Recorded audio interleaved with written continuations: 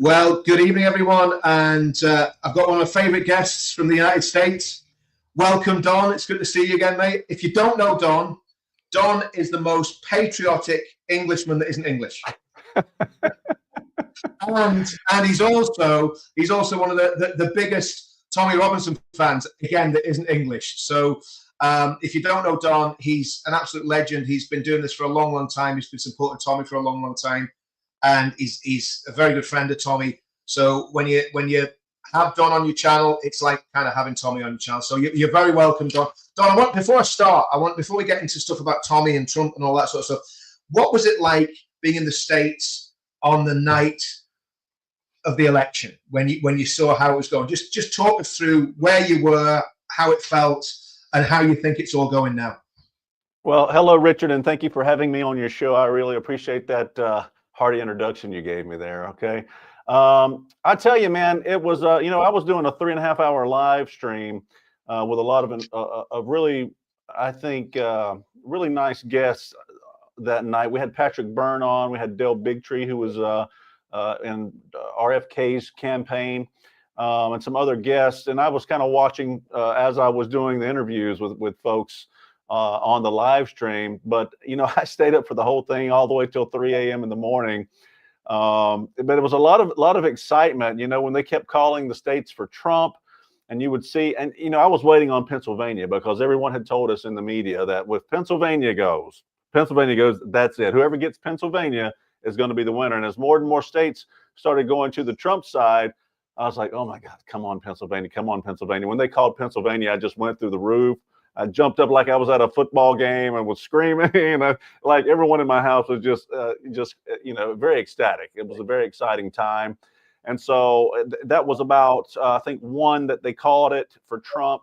And then we couldn't go to bed, we couldn't sleep. I was too excited. So we just decided to stay up and watch his concession speech. I mean, not his concession speech, his acceptance speech.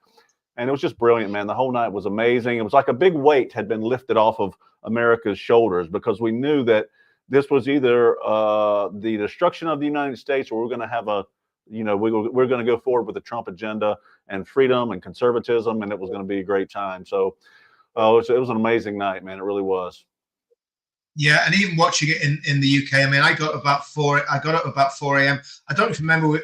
I was gonna jump on and do a stream with you guys, and I couldn't get the early slot or the late slot. So I said, I'm not doing 2 o'clock in the morning, so I ain't doing it. That's right. You were supposed to be on the stream, and you stood me up, so you still owe me. Yeah, one. I did. I didn't stand you up. I told you we weren't having a date that night, Don. I said it's not happening, man. This isn't happening tonight. So it was basically. I wasn't going to do. Well, I wasn't going to do the 2 o'clock in the morning slot. Not in a million years, Yeah. But I got up at 4, and actually, when I got up, I think your stream was still ongoing, And again, I mean, I think the highlight for me watching it from the UK, because I don't think it's just the US that's been saved. I think it's the whole world. I think you're right. Look, see when you think about the script, right? And man, and I know somebody died in that assassination attempt, the first one, right? But like to watch that, right? And see how close Trump came to being killed, and the way he stood up and put his fist in the air and just said, "Fight, fight, fight." I mean, I don't think there was any coming back from that moment for the Democrats. I think that moment kind of sealed the deal. He may have already had it won with all the lawfare they tried to use against him with the 91 different charges and the 4 different criminal court cases that everyone knew was baloney. But they really miscalculated. The Democrats miscalculated on how the American people was going to perceive all this. They assumed the American people were going to perceive that Donald Trump was this criminal that they asserted he was, but nobody was buying it, right? Except for the far left and the crazies. Most of us with a brain understood what was going on. They understood that it was Joe Biden's Department of Justice that was unfairly prosecuting Donald Trump. How rich is it that just yesterday, maybe the day before, that Joe Biden pardoned his son and said that it was because part of it was he stood by and didn't interfere, even though his son was being unfairly prosecuted by his own DOJ when it was his DOJ that prosecuted Donald Trump for the last 4 years. But I think it worked against him. I think that's part of the reason that Donald Trump was elected president of the United States. Yeah, and I mean, it was made, and I think one of the highlights was seeing the Democrats just melt away. Like they had the party, and they were all ready to have the party, and then they all just disappeared. I mean, Kamala just went home, you know, and the rest of them just, it's actually real. I really, maybe it's a bit of a sadistic streak in me, but I take great pleasure in seeing lefties cry.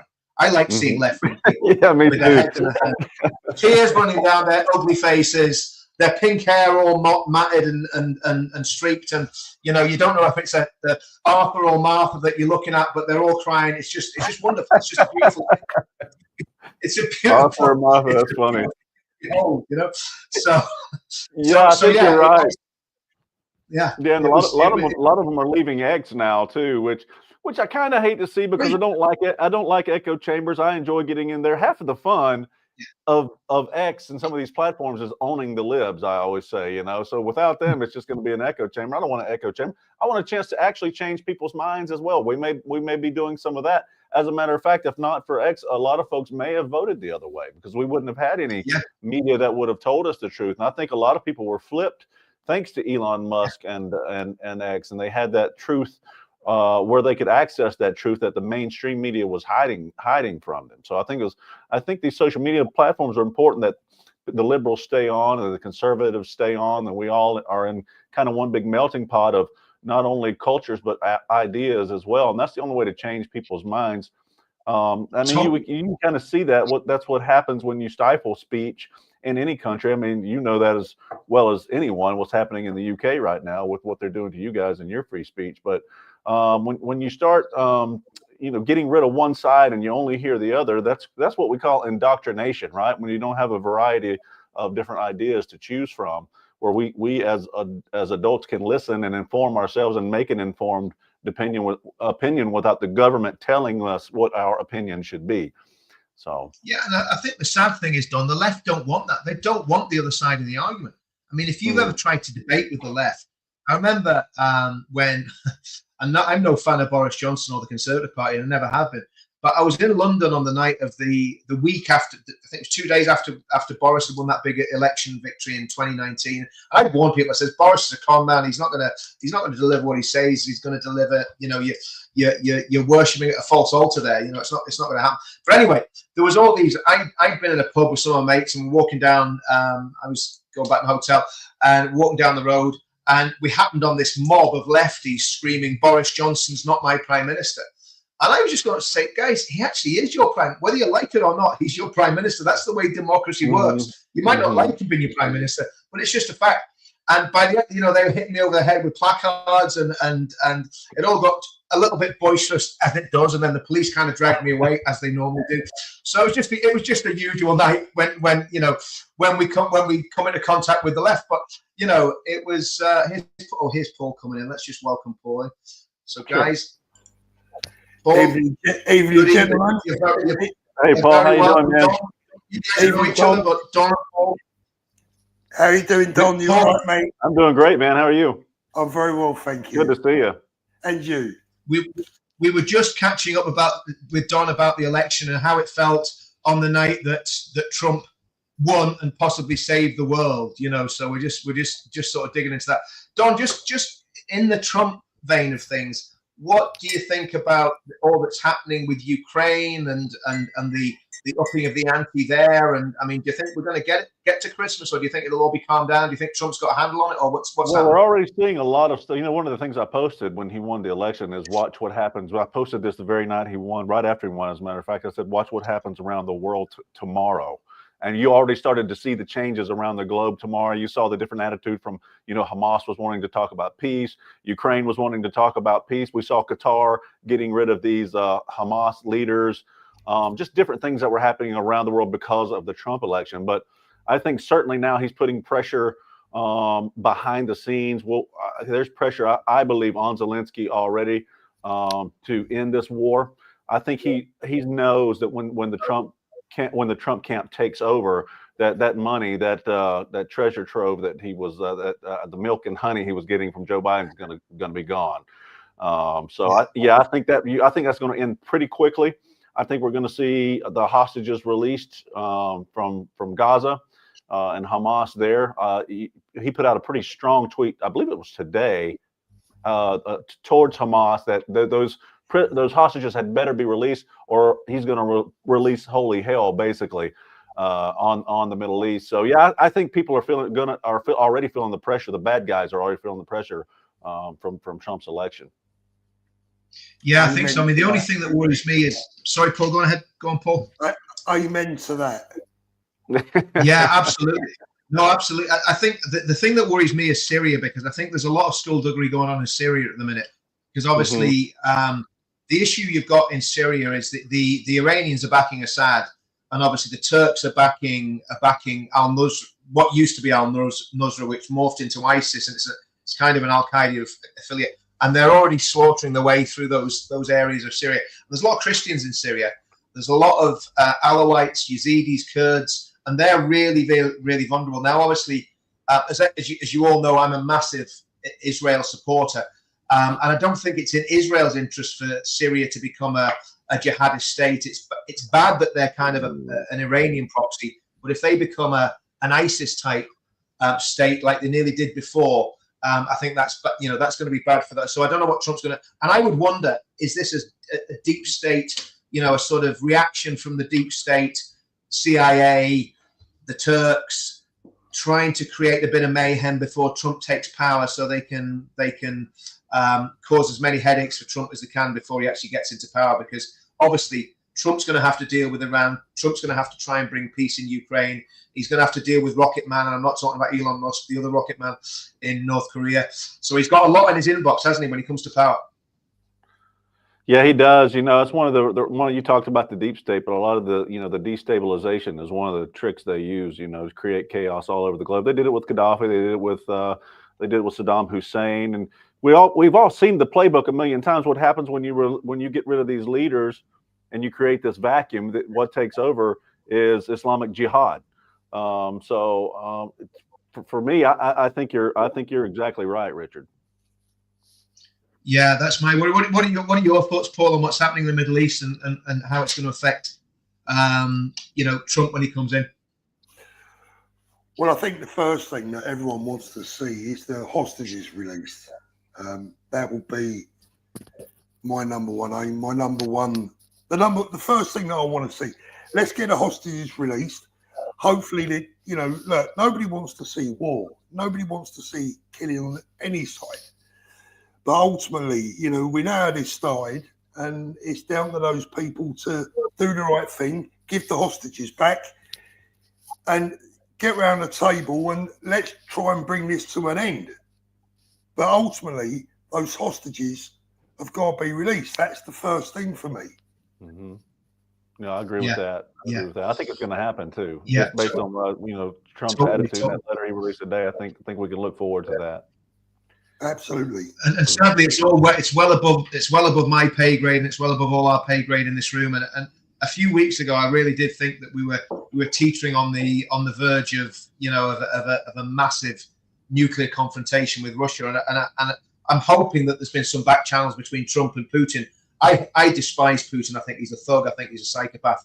But it's like I've said, Don. I said this to Paul before. Says if you're in a hostage negotiation and the hostage taker's got your wife and kids and he's got a gun to the head, you don't go screaming at him and firing shotguns as you're going through the door. You're going to try and talk the guy down, and then once you've talked him down, then you can take a pot shot at him if you get the chance. But you want to get the hostages released. I'm not talking about the Israeli hostage. I'm talking about Putin holding the whole world hostage with his nuclear ambitions and what he's doing. So hopefully that seems to have calmed down a little bit, and we're getting close to Christmas. So let's get to Christmas. Get Trump in the White House, and then I think we're going to have a different setup.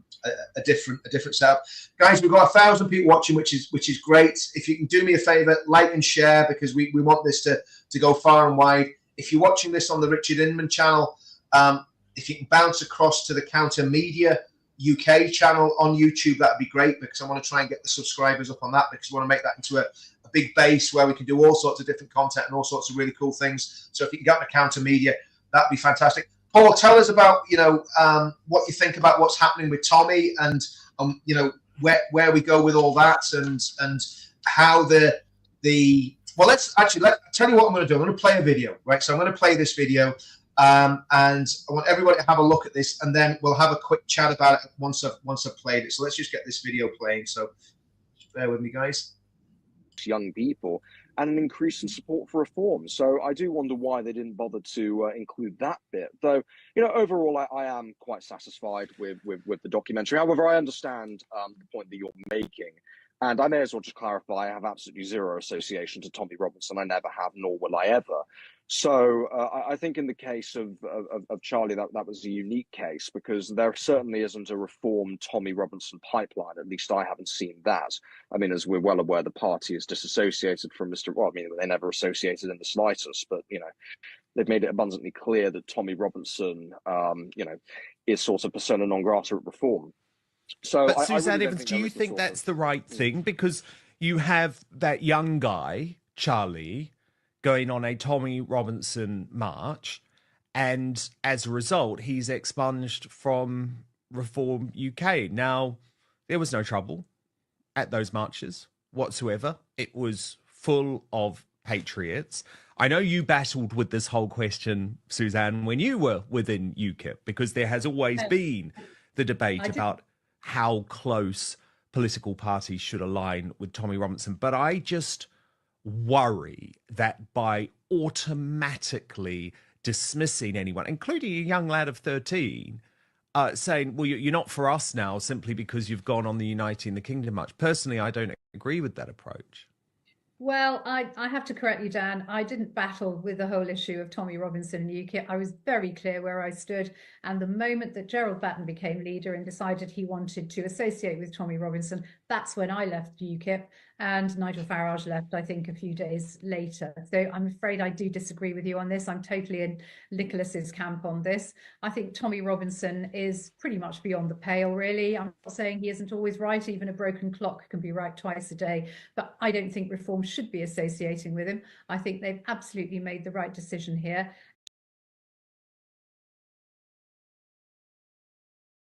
Let me just unmute everyone. What do you think about that, guys? What does that say about those two characters? Can I throw up now, or do I have to wait until we're off air? You said, yeah.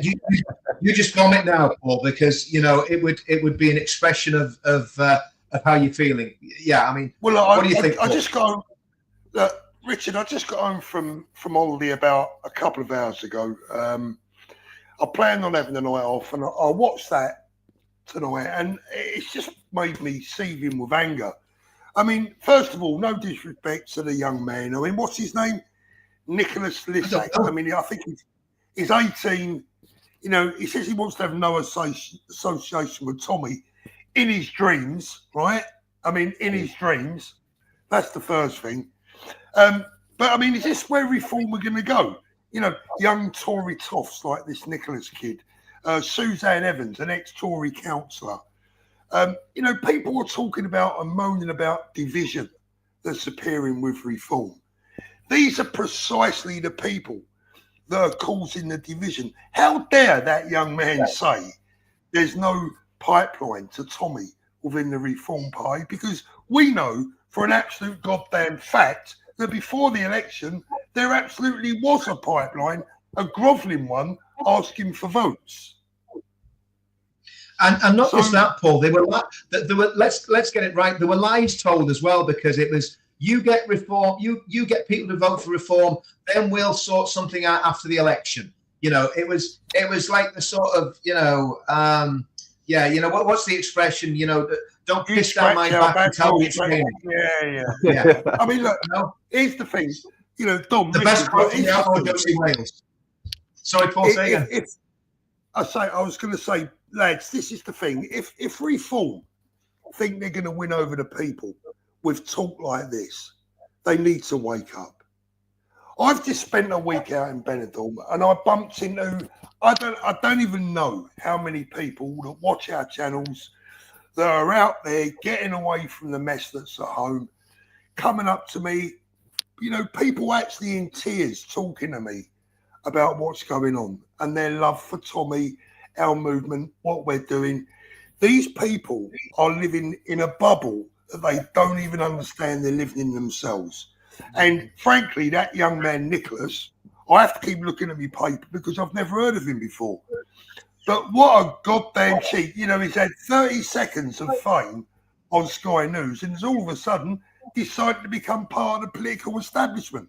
I mean, you can forgive Suzanne Evans. She's old enough and ugly enough to have learned a long time ago. But a young man like that, I mean, come on, give us a break. Sorry, but well.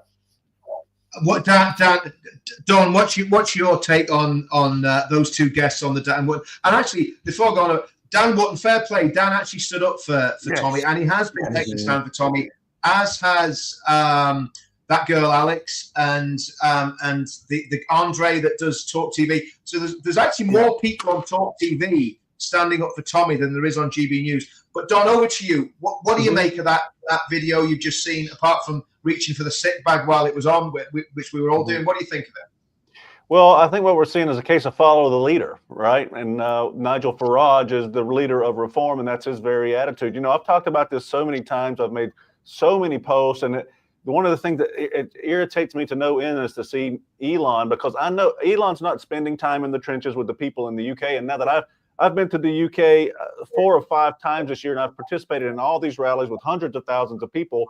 And I've absorbed all this information from these folks in these rallies. I've heard them speaking, and I've seen the attitude of the patriots, hundreds of thousands of them, and how they feel about the different parties.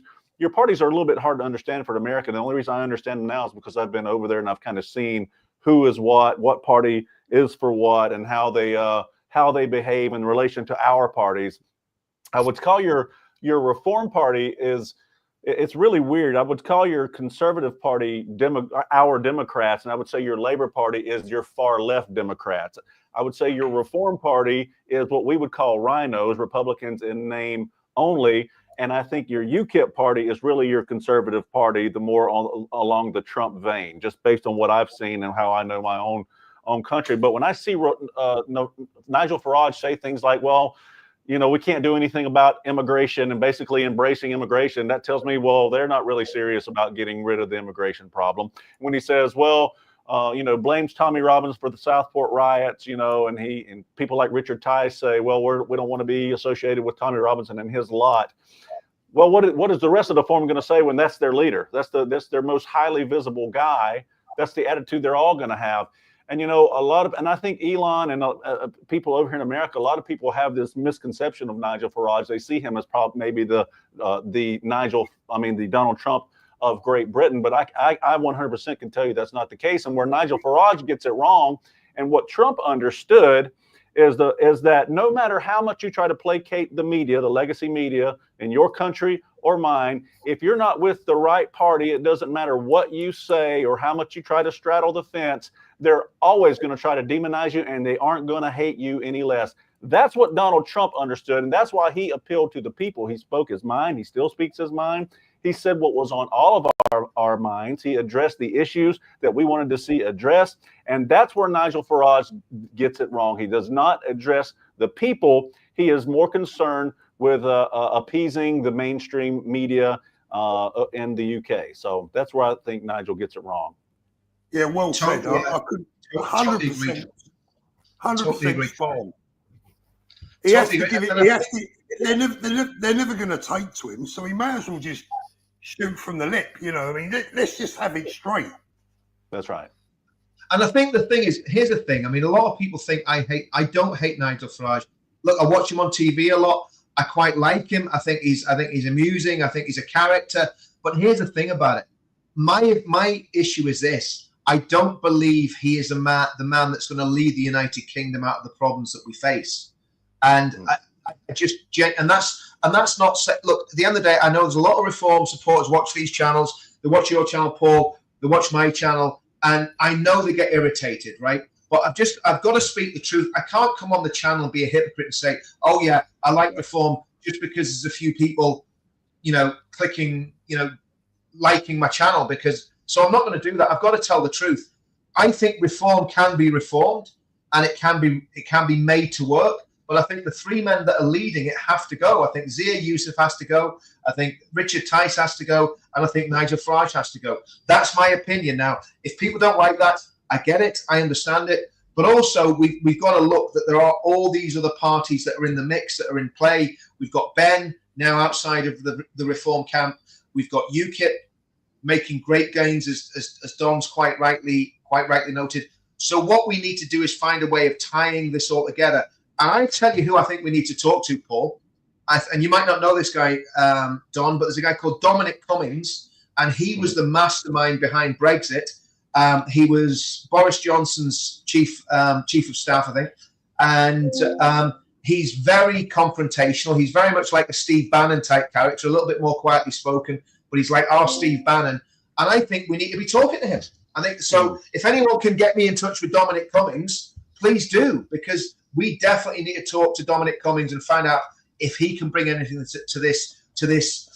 I mean, let's just call it the movement, because that's what it is. It's not a party. It's loads of different parties. It's loads of different personalities. But we've got to find a way of herding all these cats together and basically making them work as a cohesive unit. And that's one military operation that needs to be done. And of course, Paul, you sent me that great video from Braveheart, and there's a line in it, Don, which I'm sure you remember, where Mel Gibson just says, "Men don't follow lords, men follow courage." And when he's talking about lords, he was talking about House of Lords type lords, toffs, in other words. Yeah. So in other words, men don't follow money, men follow courage. And I think that's a very, very true saying. And what we've got in Tommy Robinson is courage. And I want to say this tonight for everyone that's watching, right? And anyway, I know there's a lot of people, even now, that don't really know who Tommy is. Well, I just want to put something to everybody that's watching tonight. Tommy's worst phobia, right? If you've got a phobia, whatever your worst fear is, Tommy's worst phobia is getting locked behind that door. He's got PTSD because of going to prison, right? And he sat knowing he was coming back to the UK, knowing the date he was coming back. He sat in Spain in absolute torment in his mind, right? And yet he still got on that plane. He could have just said, "Do you know what, guys? I like Spain. I'm going to stay in Spain. And if people want to come and talk to me in Spain, they can come and talk to me in Spain. I'll set my little castle up here. I can do it quite easily. There's plenty of people who would have looked after him in Spain." He could have stayed exactly where he was. But he did the most courageous thing I've ever seen a man do in my life. And I mean that. And I'm not belittling anything that military guys have done. When you're in the military and you go on an operation and something happens, it happens in a split second. You either react well or you react badly. What Tommy did was calculatedly got on that plane back to England, knowing that he was coming into the lion's den. And I believe that's the bravest thing I've ever seen a man do, knowing how much torment and torture he was in to do that. What do you think, guys? I'll tell you what was just as brave, when the judge offered him 4 months off of his sentence if he agreed to take the film down, and he shook his head. This is bravery beyond the call of duty. And at the end of the day, this is slowly turning around now. People are slowly starting to understand, slowly starting to see what those of us with our eyes already open have been seeing for a long, long time. Tommy is not the bogeyman. Tommy is the truth teller, and they don't like it. Now, for people in reform to keep continually turning their backs on our man, continually trying to treat him as the bogeyman, go along with a mainstream media narrative, they're doing more harm to their country, to themselves, and to their party than good. That's my view. Yeah. What do you think, Don, about what Tommy did in coming back, and just what's it going to be like? What's his profile going to be like when he comes out of prison? I think he's going to be level-headed and focused. I actually got an email from him. He's very excited. He's actually, I think, relieved to be in now and just get the whole thing over with. And he's 100% focusing on getting out. He's focused on the activism and the journalism side of everything. And he wants to just come out and hit the ground running, as we say here in the U.S. yeah, I think he's going to be more focused. We're going to see a more focused and deliberate Tommy Robinson than we've ever seen before. I think the response is going to be massive. I think it's going to be earth-shaking. I think they would love to keep him in as long as possible because we already saw the groundswell that he did in just a few short months that he was back. You know what I mean? And you know, just that. I don't know how to say the energy that the people were starting to feel from these Unite the Kingdom rally that weren't just Tommy, no doubt, but he's very instrumental in organizing. And nobody can. I don't know of anybody in the UK, and I'm not a UK citizen, but I don't know and haven't seen anybody in the UK that can bring 100,000 people together every few months for a patriotic rally. So that was just it was just exciting for me to watch and to see. But I think we're going to see a more focused Tommy than we've ever seen before. Don, can I just say you are actually now an honorary Brit as well. You're our brother. Thank you, man. I tell you, it means a lot. You don't know how much it means to me. It really does. No, we mean that, Don. Listen, I mean, that's why I got you on, because I mean, look, we need to build networks between the two countries, especially with Trump being in power, because what we need one. I mean, well, obviously, you know, the thing with Elon happened after I invited you on the channel, but one of the things that does worry me is this reverence that they have for Nigel. And let's say I'm not criticizing Nigel as a person. It's literally, I don't think he's the man to lead the country, because he's all over the place. He doesn't understand the threat from fundamentalist Islam. He doesn't get that this is a massive threat. It's not just terrorism. It's everything that comes with it. The subversion of the legal process, the subversion of councils, the silos that are growing up in the country that are just one demographic, and it's never changing. Nigel doesn't get that. He doesn't get the threat, and a lot of the warnings are coming from Muslims and ex-Muslims. You know, I've got a lot of friends who are Muslims and ex-Muslims, and are saying, Richard, this is crazy what's going on. You know, we've got these people coming in that are basically that they've been brutalized in war zones. They've been involved in these wars. They're not coming here to be Boy Scouts. And the problem is they seem to be radicalizing a lot of the younger men in the mosques and so on and so forth. So Nigel's not even on the same page as that. He doesn't understand it. He doesn't get it. And that's my criticism. It's not attacking him as a person. He's got to understand the threat and what's really going on. And I mean, when it comes to the energy of those demos, Don, we're gonna go again on the 1st of February. I'm not going to put you on the spot, but are you going to try and get there? I am. I'm 100% going to try to get there. It's really close in proximity to the presidential inauguration here, which is very important to me. It's a historical moment. So I'm going to be at that inauguration of Donald Trump. You know, I don't know if you guys know this, but Donald Trump is only the second time in history that we've had a split-term president. The first was Grover Cleveland. So it's only happened twice in American history. So it's a big deal that he was able to do this and pull it off.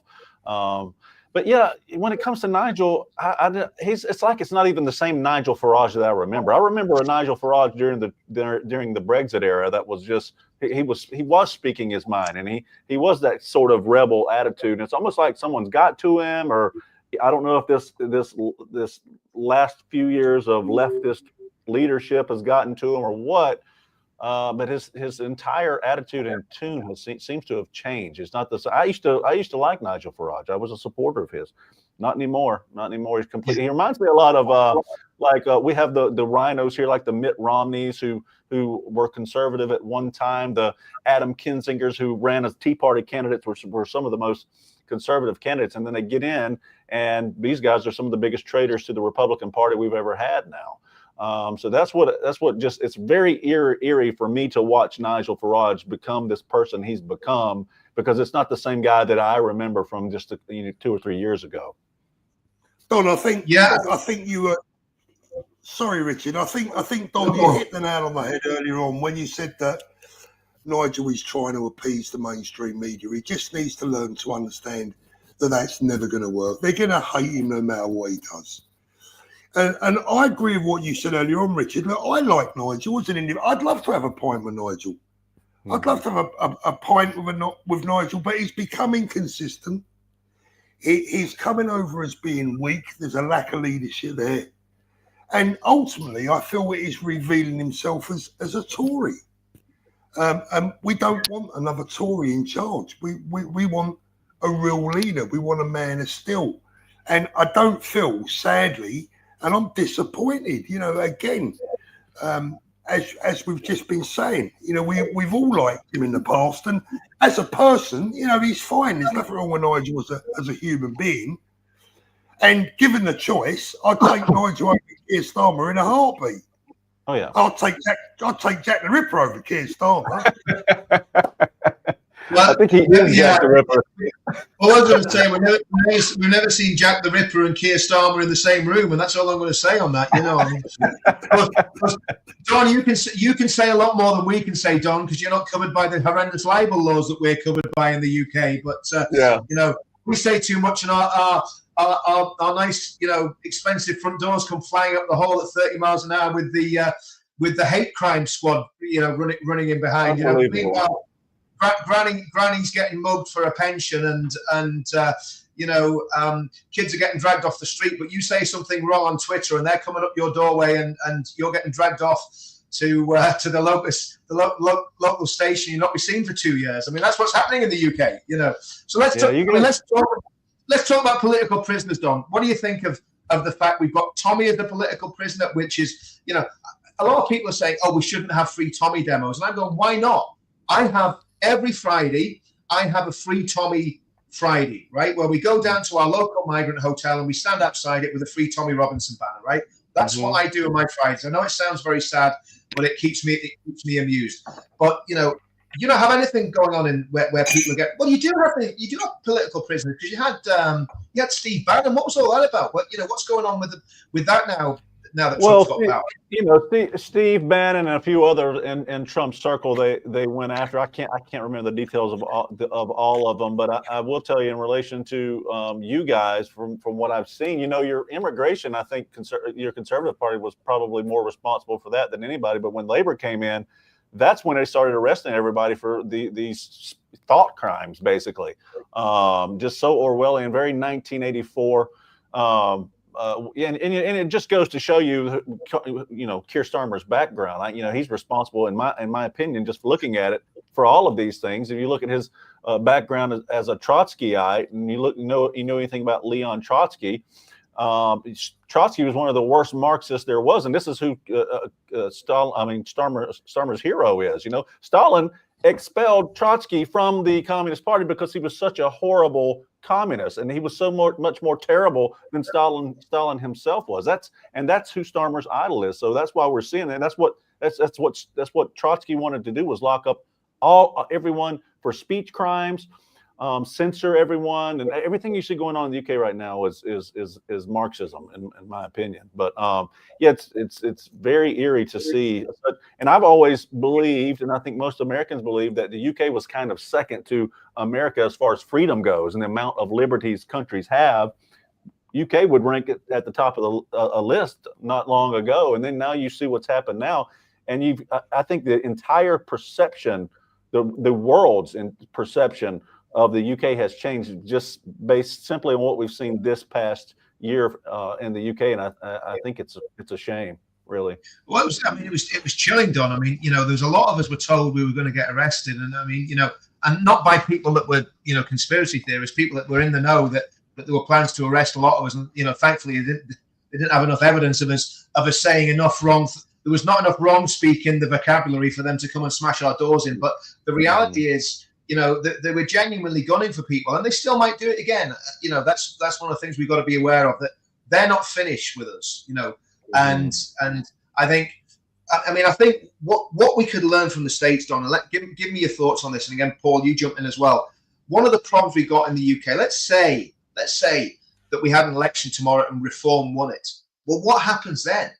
What is the plan for getting rid of the blob, or what you call the deep state, which is so ingrained in every area of our culture and society, even more so than it was in the States. So how are you guys going to do it, and how can we learn from that, and what can we do to get rid of the blob and basically exorcise, cast the demons out of the deep state? How are you guys going to do it, and how can we do it, Don? And again, if you give me some thoughts at the end, Paul. Yeah, sure. Well, the first thing you've got to do is protect your borders. You've got to enforce your border laws, right? We've got to get our border closed in Mexico, and I think Trump's going to introduce these tariffs. I think 25% on Mexico if they don't straighten up and curtail some of this migration that's coming across our southern border. So that's one thing you got to do. Definitely got to protect your borders. You've got to get rid of your incentives for immigrants to come over, which is the benefits that our governments are providing for them. Once those go away and they can't live off the milk for free anymore, then they've got to figure something else out. They'll have to go home. And then you've got to do these things diplomatically. It's going to look real. You can't just, I don't think, declare martial law and bring in the military and start deporting everyone. Although Trump's going to do this. I think the way Trump's planning on doing it is the right call. I don't think he would have. Here we have at least, I would say, 12 million that have come in under Joe Biden's administration that have really, put a damper on our society here. So I think because we have so many, you really don't have a choice but to engage law enforcement, which is what Trump's already said he's going to do. He's going to use local law enforcement to help round up some of these folks who are here illegally and deport them, starting with the criminals. I think that's the way to go. You start with the criminals and the dangerous folks first. And then we have to evaluate each situation, look at, who's got children and who doesn't. I personally hate it for the kids. I really do. I hate it for any children who are the, victims of the policy created by adults. But the rest of our children, American children and UK children shouldn't have to suffer, because of our pity for foreign children. We have to take care of our children first. And I don't mean to sound callous when I say that, but I'm for deporting everyone, parents with their children. And you have to evaluate each circumstance individually, sure. But at the end of the day, our children's futures are what we're supposed to be concerned about. If every country takes care of their children and their people, then the world will be a better place, I believe. Yeah. What do you think, Paul? I mean, how would you do? How would you get rid of? I mean, it's not even the deportations that's the issue. I think what I'm thinking is, how do you get rid of things like Ofcom, the cancer in the likes of the NHS and the civil service that's obsessed with identity, obsessed with diversity, equity, inclusion, all that sort of nonsense that's causing so much problems. I think how do you do as a businessman, Paul? If you were coming into the country and it was your business, how would you do it? You're a businessman. How would you clean house and get rid of all these departments and people? I think you start right at the very bottom and work your way up. I think everything needs to be broken before it can be fixed. You have to start with some of the most important things. For an example, let's just talk about our police services. Absolute chaos, absolute mess, riddled with Trojan horses. I mean, just today I'm reading a report in the paper about a police officer who's been dismissed and jailed, long jail sentence, I think 18 years, for the assault. We know what type of assault we're talking about, of a victim. I mean, this has all got, the police services, the civil services, they all need clearing out from the bottom to the top and start afresh. And I think there should be certain criterias for the people that you're allowed to employ within the civil service, within the police forces. Mm-hmm. You shouldn't be able to come to this country as a 20-year-old and end up being a police officer, in my book. You have no real affiliation or association. I wouldn't expect to go and live in a foreign country and become a police officer and start policing their society.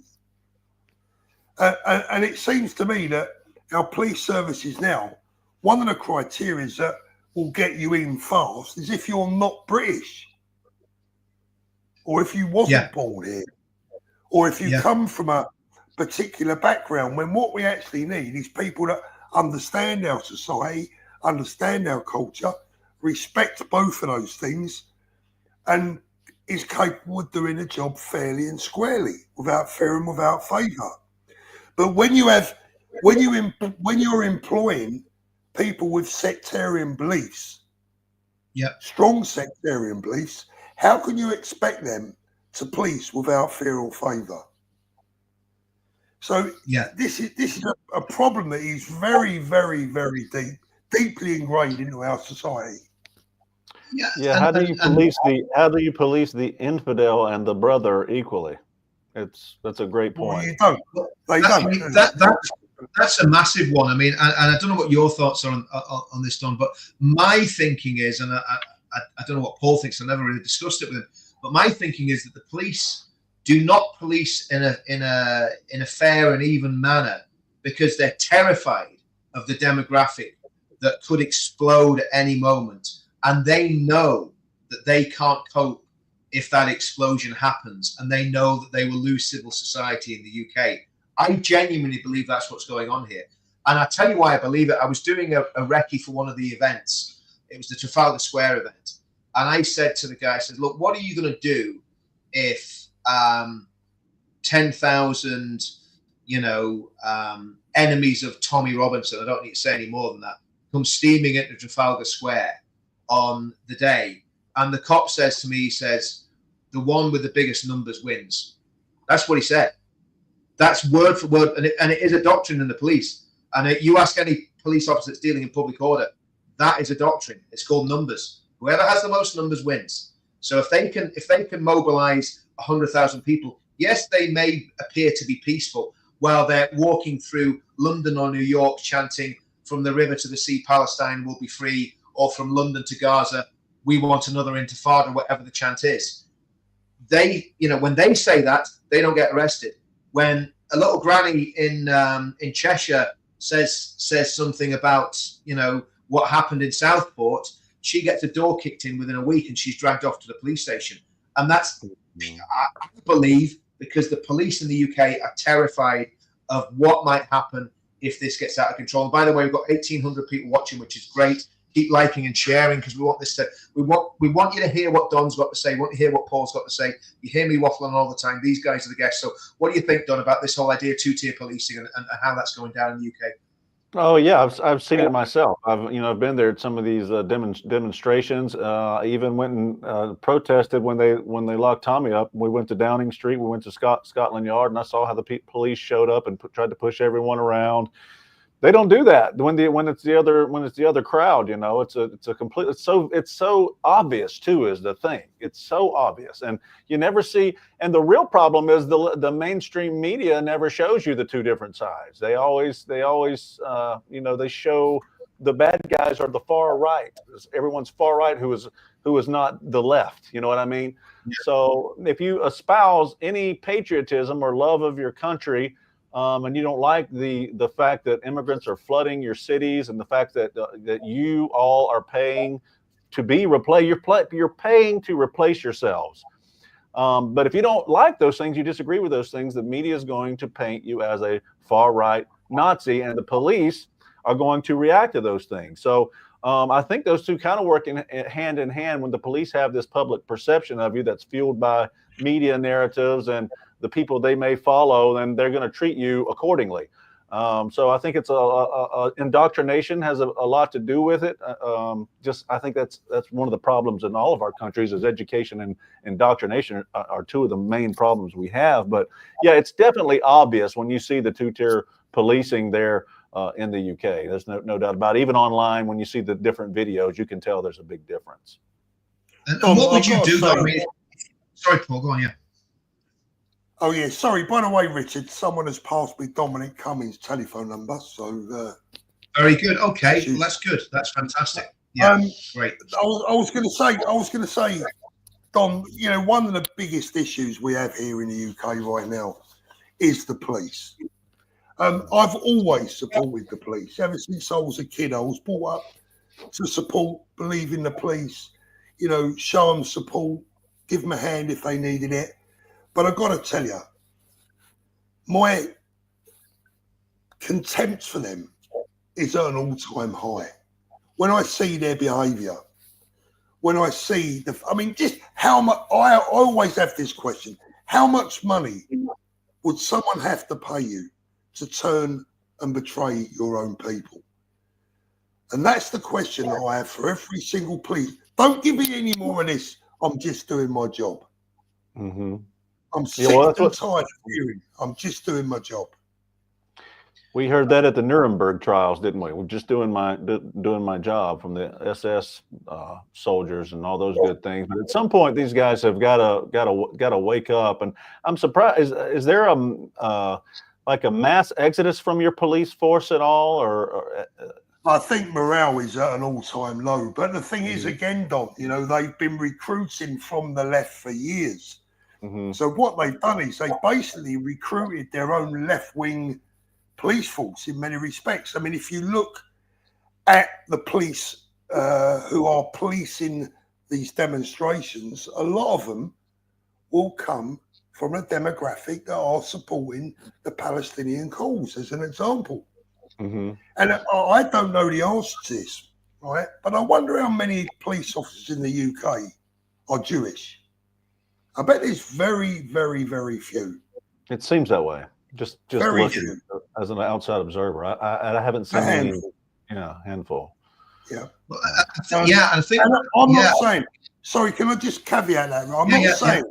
I'm not saying that these people aren't capable of doing a good job, but what we can look at is the evidence and the proof of a number of officers who have been dismissed from the police force for anti-Semitic posts, for pro-Hamas support online. We've seen it. We've seen officers that have been fired, dismissed from the job. These are just the ones we know about.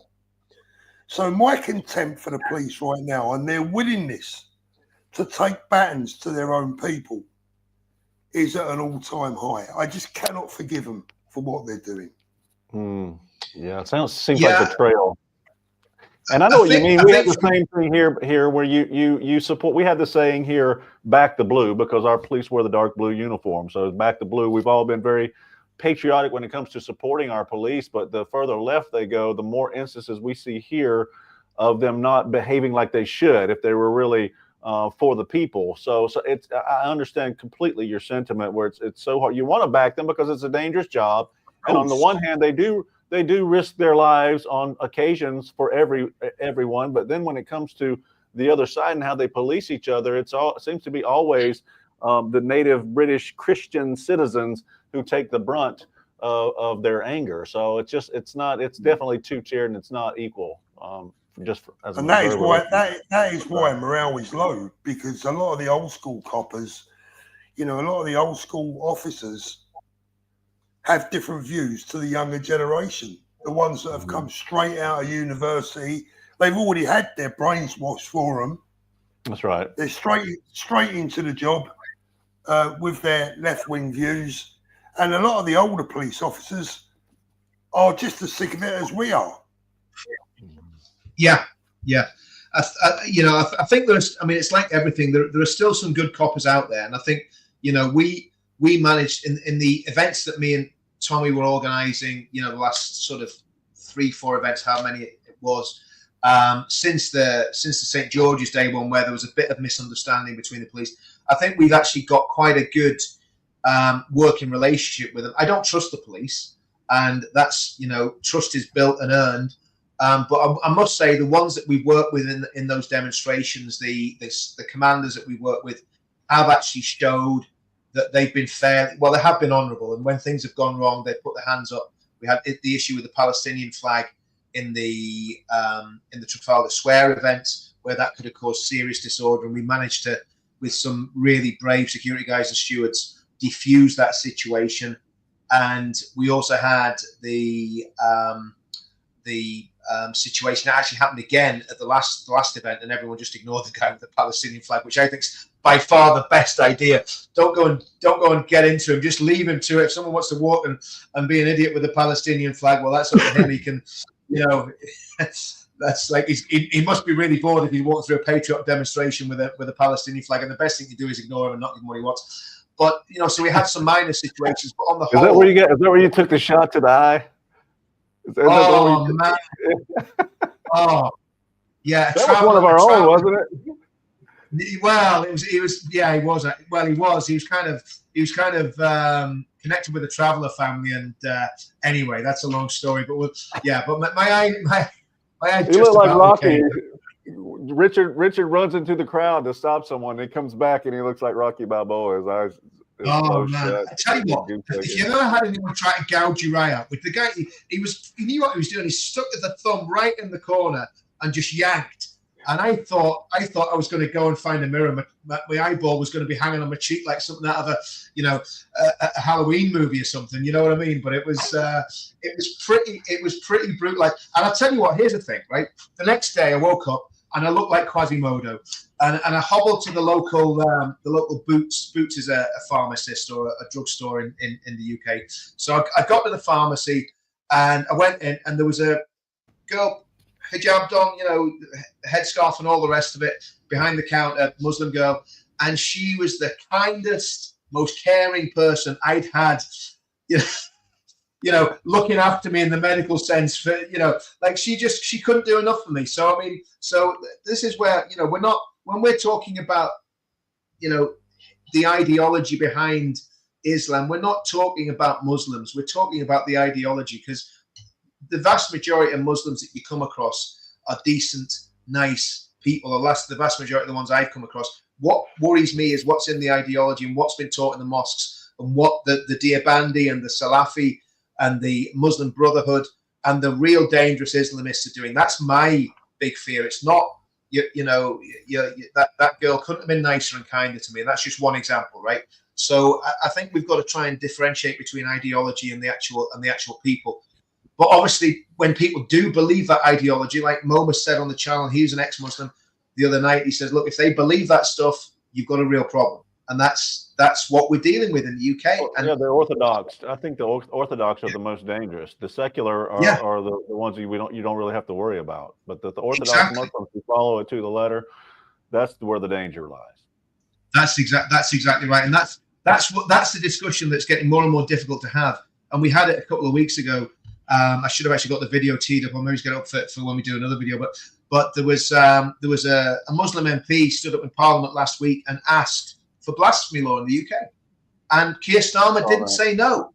That's what worries me. Keir Starmer didn't dismiss it out of hand. He just went, well, we don't like people disrespecting religions or whatever it was. He said, well, actually, in England, you should be able to disrespect whatever religion you want. If you want to say horrible things about Christianity, you go and fill your boots, and I'll debate with you all day long why you're wrong, right? And it's the same with atheism. I'll debate atheists, and with Islam, I'll debate Muslims and tell them why I think they're wrong. But the reality is that the Islamists, the Muslim Brotherhood types, and the Deobandi types, they don't want to have a debate. They want to dominate, and they want to shut everybody down. Richard, Keir Starmer should have put that one to bed the moment it was asked. Mm-hmm. And he should just have said, listen, my friend, this is the United Kingdom. We retain the right to offend and to be offended. That's it. End of story. Yeah. Exactly. So you can take your blasphemy laws and shove them where the sun don't shine. Absolutely. Yeah, I saw that clip. I was shocked that someone would stand up in Parliament and ask for such a thing. But then I'm thinking, well, how long is it really if the Muslim population doubles every 10 years before you just have Sharia law because you've got everyone in Parliament making the rules? That is the problem, Don. I mean, the problem is demographics. I mean, the reality is people get very worked up and worried about terrorist attacks, and rightly so. I get it because they're very disturbing. I mean, I lived with it for 30 years in Northern Ireland. I know all about it. But the reality is the biggest danger is extremists who aren't violent.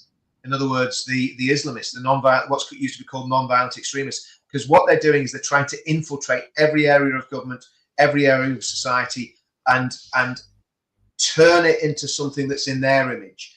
And we've got more problems with Salafists and extremists in the UK than the United Arab Emirates have. Just think about that. The UAE doesn't have a problem with it. There's no problem in the UAE. The UAE is fine. But I forget that the prince, what's his name, the Saudi prince, he's doing exactly the same with Saudi Arabia. He's weeding them out. And I hope to goodness, that's why I'm very worried about what's happening in Syria and Afghanistan. What you've got in Syria and Afghanistan are ungoverned spaces. where this sort of ideology can grow and fester and metastasize and turn into a cancerous lump that can get anywhere on the globe. And that's why, I know a lot of people, don't believe in basically invading countries and this, that, and the other. But when you're fighting against jihad, like we were in Afghanistan, and like we ended up fighting in Iraq as a result of the invasion, not before the invasion, you can't just let it grow. You've got to what the Israelis call, you've got to mow the grass. You've got to keep cutting the head off it, and that's the big problem that the world's facing. I've got a question for Don, actually. Don, do you think that when Trump gets in, if things continue to get worse here in the UK, I wonder how the US would feel about offering political asylum to Brits? Yeah, I've thought about the ins and outs of that and how Trump would be able to politically, there's a lot of things we can do that Trump, I think, would do before he would do that. He would try to pressure Parliament and Keir Starmer with trade or some facet of diplomacy other than granting something so obvious as a side, because he doesn't, Trump's very meticulous and he's very strategic. He knows that if he were to do something like start offering asylum to our strongest ally, the country's going to strong, it's not gonna look good for you guys in that regard. So I think he wants to stay political and diplomatic. I think the first thing he would do would use trade. Trump's really big on using trade to pressure not only political allies but also enemies as well. So I think that's where a way that he could do that is in trade. You see what he's doing around the globe with tariffs and what he's already promised to do as far as immigration. Canada, he had a big talk with Justin Trudeau, came to Mar-a-Lago to see him, and just the next day, Justin Trudeau said, well, we're going to get on our border and we're going to police it a lot more than we were. So Trump's really good at pressure, and I think he's going to be able to do something in the UK to start, relinquishing some of or making it a freer country. Let's just say that the UK used to be. Might be bad news for Richard, because I think Richard was planning on having it on his toes if things get a bit after the next demo. Richard. No. Listen, I've been through it. I've been through all the stuff that's happened. I've had it. I'm going nowhere. I've got nowhere to go. I've got no intention of going anywhere. I was born in the UK and I'll die in the UK. And if I have to die fighting, I'll die fighting. I'm not giving up. Well, one of the things I say is that we all have to stay in our own country, because if the Patriots leave, who's going to fight for it? It's going to be, and exactly. Then, everybody says, well, I want to go to the US. I'm leaving my, from whatever country you are, I'm leaving my crap whole country to go to the US. Okay. What happens when it comes to the US and the leftists and the Marxists and the immigration, everybody tries to take over the US? We all have to fight for our own country, because eventually if we try to flee to one country, they're going to come there too. So we got to fight, and we have to fight hard for our own countries. We're all patriots. So I think that's what everyone wants to do, is see their own countries succeed. That's my mantra. I mean, when I started doing this, I remember sitting in Gatwick Airport after I'd done the first demo. It was in September 2017, and I'd made a speech. And I put my head above the parapet, and I went to Gatwick Airport, and I just had this heavy feeling came upon me, Don. It was just like, what have I just done? And let's be brutally honest. I thought to myself, my life's just changed forever. And guess what? My life had just changed forever. There was no more living a quiet life. It was out there, and it's been full tilt ever since. But I think the reality is, I believe with all of the three of us on this channel, a lot of people watching in the comments, a lot of people watching online. I believe this is our calling. This is our Normandy. This is our fight against Hitler. This is our World War II. And what and I'm not saying violently, obviously, most of us are too old to fight in a real war. Now, not you, Don, but I think me and Paul might be a little bit on the old side to fight in a war. But the reality is this is our battle, and we've got to fight it with every bit of strength in our bodies, so that our children and grandchildren don't have to fight it. And there's a lot of threats. Here's the ironic thing as well. If you look back in recent history, when we've had to go to war, metaphorically in this case, but when we've had to go to war, who has always had each other's backs? That's right. Always. That's right. and it's 100%. got to be again. It's got to be Yeah, again. well, that's true. That's what I mean. You know, I've always been, I've always loved America. I've always loved the Anglosphere, and I've always loved Israel. That's just been, I mean, and again, a lot of people call me a Zionist. Well, I am a Zionist, so that's okay. You can call me one all you want. I've always loved Israel, America, Australia, Canada. You know, because we're all kith and kin. We're all, you know, we're all connected. We're all connected with a common religion. We're all connected with a common cause. We've all stood for democracy. You know, yeah. I mean, when I was brought up, my parents were so against anti-Semitism. It was like it was drummed into me as a kid. Look what those Nazis did. Look what happens when fascism takes over. So that was my part of my DNA. And when I walked past those lefty scum, and I've served my country and had real fascists from the IRA try to kill me. When I walk past those scum and they're screaming Nazi scum off our streets, you know, people want to talk about hate crime. That's a hate crime right there when they're calling us Nazis, and when our Jewish friends are standing next to us with their Israeli flags, and these far left fascists are calling us Nazis and what have you. It's you know, it's the world just completely turned on its head. And I'll be honest with you, I would like. Sorry, go on, Paul. No, we know the real Nazis are. We know who the real Nazis are. Yeah. No question. Don, if we was to try and make it over for the inauguration, when would be the best time to come over, and will be being made welcome by the Trump supporters? Oh, of course you would. Yeah, absolutely you would. But the problem with the inauguration really is how hard it is to get in. Some of those tickets are astronomically priced. They're like 10 grand, some of them. Wow, Like, especially if you try to get close, and most of them are sold out. There are public areas, but the people getting in the public areas are going to have to show up at like 5 a.m. in the morning or earlier to try to because it's going to be just so packed. And that I'm worried about myself right now, let alone all my UK friends. But you come over, hey, Paul, you come on over, get yourself a ticket, and you and I will go together, and we'll try to figure it out, man. Lovely. Well, I'll tell you, do you know what, Richard? It's something that we should consider. You should. Mate, I'm definitely going. So if you guys want to come along. We'll figure it out, man. Unfortunately, I think there's more chance. There's an old expression. I don't know if you ever remember it. There's more chance of me platting fog than basically coming across to the United States for the inauguration. As much as I'd love to be there, I think if I went off this live stream and suggested to my far better half that I'm going to go to America for the inauguration, I'd be wearing a frying pan for about a week, right? You know, I would just be. It would be rolling pins. It would be carving knives and everything. I'd spend the inauguration in hospital. So I'm not even going to suggest that, Paul. As much as I'd love to go, I'll have a word with her. Yeah. Okay, you can do that, Paul. I'll get you some body armor and a helmet. Can be just me and you, Paul. Yeah, because if I was going, Rich, I can't fly on my own. I need someone to hold my hand. See, that's what it is. Well, listen, look what happened the last time we tried to travel somewhere, Paul. Look how it went so badly wrong. We were meant to go and see Tommy. It ended up catastrophic, you know, you know. And then we had that terrible incident on the train. So, guys, I've got to dive.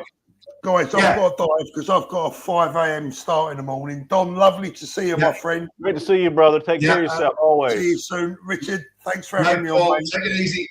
See you, Paul. See you, Paul. Take care. Bye-bye. See you, man. Bye.